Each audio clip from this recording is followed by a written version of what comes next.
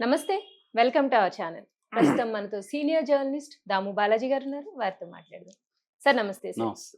Sir Allu Arjun ఇంటికి పవన్ కళ్యాణ్ వెళ్లారు అనే న్యూస్ వచ్చింది సార్. పవన్ కళ్యాణ్ వెళ్ళినట్టుగా.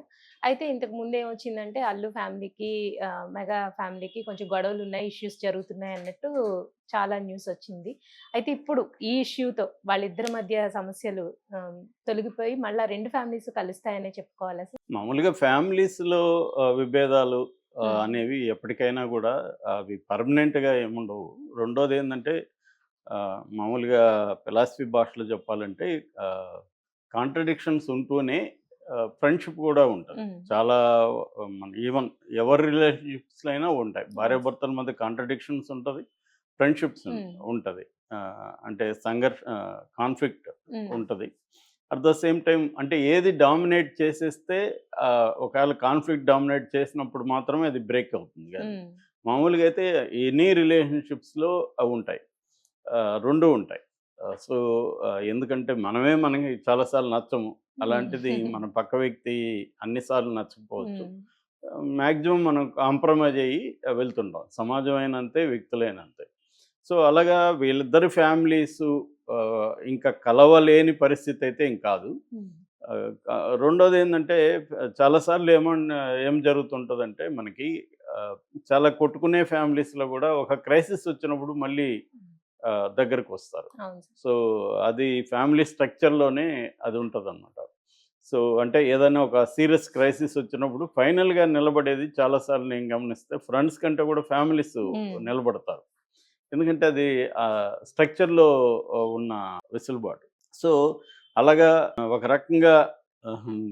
ఈయన రేవంత్ రెడ్డి ఈ 2 ఫ్యామిలీ‌ని కలిపినట్టు లెక్క. ఎందుకంటే ఇప్పుడు లేకపోతే నిజానికి 'పుష్ప'కి సంబంధించి ఎవరు గూడా అక్కడ వాళ్ళు మాట్లాడలేదు. హ్మ్. ఆహ్, అది హిట్ అవ్వాలని ఎవరు కోరుకోలేదు ఓపెన్‌గా. ఎవరో ఒక మెగా హీరోల్లో ఒకతను మాత్రమే హ్మ్. చేశాడు. నాగబాబు గూడా ఇండైరెక్ట్‌గా సినిమాని సినిమాన్నగా చూడండి, అన్ని సినిమాలు హిట్ అవ్వాలని కోరుకోండి ఇలాగ మాట్లాడాడు తప్ప 'పుష్ప' హిట్ అవ్వాలని వాళ్ళెవరు కోరుకోలేదు. సో, ఆ రకంగా కొంత గ్యాప్ అయితే వాళ్ళ మధ్య ఉంది. అది పొలిటికల్ అయిపోయింది. హ్మ్. వైసీపీ వాళ్ళు ఆహ్, అల్లు అర్జున్‌ని అల్లు అర్జున్ వాళ్ళనేమి అడగలేదు. కానీ వాళ్ళు తీసుకొని ఆ సినిమాల్లో నుంచి కూడా లేని డైలాగ్స్‌ని క్రియేట్ చేసేసి హ్మ్. ఆ డైలాగ్స్ అంతా కూడా పవన్ కళ్యాణ్‌కి, చిరంజీవికి, చిరంజీవి ఫ్యామిలీకి తగిలే విధంగా ముఖ్యంగా పవన్ కళ్యాణ్‌కి తగిలే విధంగా వైసీపీ వాళ్ళు చేశారు. నిజానికి సినిమాలో ఆ డైలాగ్ లేవు. నేను దాని మీద వీడియో కూడా చేశాను. సో, ఈ వైసీపీ వాళ్ళు దీన్ని ఉపయోగించుకుందాం అనుకున్నారు. ఎందుకంటే ఆంధ్రప్రదేశ్‌లో ప్రతిదీ పాలిటిక్స్ అక్కడ. అవును. ఏ విషయమైనా దాన్ని పొలిటిసైజ్ చేసేస్తారు. సో, ఈ కాంటెక్స్ట్‌లో బన్నీ అంటే అల్లు అర్జున్ అరెస్ట్ అవ్వడం అనేది ఒక షాకింగ్‌గా ఉన్నింది. దాంతో ఇమ్మీడియేట్‌గానే నాగబాబు ఫస్ట్ ఎళ్ళాడు. దాని తర్వాత చిరంజీవి దంపతులు, సురేఖ గారు, చిరంజీవి వీళ్ళెళ్లారు. చిరంజీవి అక్కడే ఆహ్, దాదాపు ఈవెనింగ్ వరకు ఉండి తను చాలా మందికి ఫోన్‌లు చేయడం, గైడ్ చేయడం, లేకపోతే హ్మ్. తెలుసుకోవడం ఇవన్నీ చేశారు. సో, ఇంట్లో ఏందంటే ఇట్లాంటివి జరిగినప్పుడు ఇప్పుడు అల్లు అర్జున్ అంటే యంగ్ తను ఆల్రెడీ ఇట్లాంటి వాటికి రెడీగా ఉన్నాడు. మానసికంగా రెడీగా ఉంటారు కాబట్టి వాళ్ళకి పెద్ద ఇబ్బంది కాదు. హ్మ్. ఇంట్లో వాళ్ళకి ఎక్కువ భార్య పెద్దవాళ్ళు. పిల్లలకి, హ్మ్. పెద్దవాళ్ళకి వాళ్ళకి ఎక్కువ షాకింగ్ అవును ఉంటది. సార్. దాన్ని వాళ్ళు తీసుకోవడం కష్టంగా హ్మ్. ఒక సడన్ షాక్ ఉంటదది. హ్మ్. సో, ఒక ట్రామాటిక్‌గా ఉంటది. అటువంటప్పుడే సపోర్ట్ హ్మ్. సిస్టమ్స్ అవసరం. అది ఆల్రెడీ చిరంజీవి గారు వీళ్ళు చేశారు వెళ్లి. సో, ఇప్పుడు నిన్న అంటే ఇప్పుడు ఏమైందంటే ఒక బన్నీ ఫ్యాన్సు, ఇటు పవన్ కళ్యాణ్ లేకపోతే మెగా ఫ్యాన్సు వీళ్ళు గూడా దీన్ని పెంచారు యాక్చువల్‌గా. హ్మ్. ఫ్యామిలీలో ఉన్న ఇష్యూల కంటే కూడా వీళ్ళు పెంచారు. ఎప్పుడైనా గూడా ఇద్దరి మధ్య భార్యాభర్తల మధ్య గొడవొచ్చినా, ఇంకోటొచ్చినా బయటోళ్ళు ఎక్కువ హ్మ్. పెంచేస్తా ఉంటారు. మధ్యవర్తులు. వాళ్ళని హ్మ్. మధ్యలో వాళ్ళు పెంచేస్తూ ఉంటారు. హ్మ్. ఎందుకంటే 2 వైపులా వాళ్ళు మామూలు భాషలో చెప్పాలంటే పుల్లలు పెట్టి దాన్ని హ్మ్. ఇంకా అగ్గి రాజేస్తారు. హ్మ్.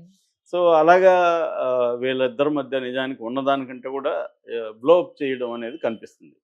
అయితే ఆహ్, పవన్ కళ్యాణ్ కూడా నిన్న బయలుదేరి వచ్చాడు. ప్రత్యేక విమానంలో ఆయన అక్కడ గన్నవరం నుంచి హైదరాబాద్ వచ్చారు. ఈరోజు ఆయన బన్నీ వాళ్ళ ఇంటికి ఎళ్ళాడని చెప్తున్నారు. హ్మ్. ఇంకా కూడా విజువల్స్ అయితే రాలేదు మనకి. బట్ ఇందాకే బయలుదేరి వెళ్లారు హ్మ్. అని చెప్తున్నారు. సో, ఖచ్చితంగా ఆయనైతే పరామర్శించేదైతే గ్యారంటీ. కాసేపట్లో మనకు వీడియోస్ అవి కూడా వచ్చే అవకాశం హ్మ్. ఉంది.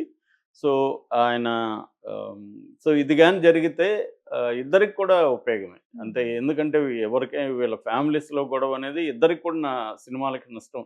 ఎందుకంటే రేపు పొద్దున ఇప్పుడు 'పుష్పకి' ఎంత నెగటివిటీ ఉందో చూసాము. ఈ నెగటివిటీకి ప్రధాన కారణం ఎవరు? ఇటు జనసేన బ్యాచ్, పవన్ కళ్యాణ్ బ్యాచ్, ఇటు అల్లు అర్జున్ ఫ్యాన్స్ కూడా. మన తెలుగుదేశం వాళ్ళు. ఉమ్, సో వాళ్ళు నెగటివిటీని ప్రమోట్ చేశారు. ఉమ్, సో ఇప్పుడు రేపొద్దున సంక్రాంతి 10వ తేదీ గేమ్ చేంజర్ రిలీజ్ ఉంది.